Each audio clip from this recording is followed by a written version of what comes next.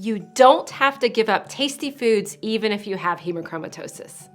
Hi, I'm Dr. Kristina Lewis, and when my husband found out he had hereditary hemochromatosis, I decided to combine my research and cooking skills to help him.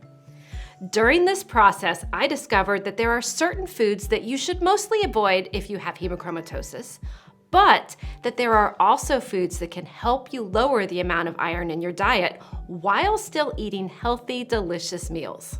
I've been doing this for more than 10 years, and I've put together all of the family favorite recipes into this easy-to-follow book of 100+ recipes.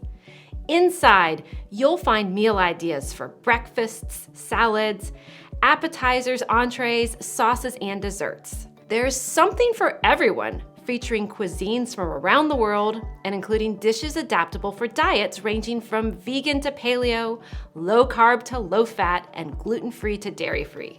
With Cooking for Hemochromatosis, you'll be empowered to shop and cook with confidence and enjoy eating again. With a little preparation and some easy-to-understand advice, it is possible to manage your iron overload and live life on your own terms.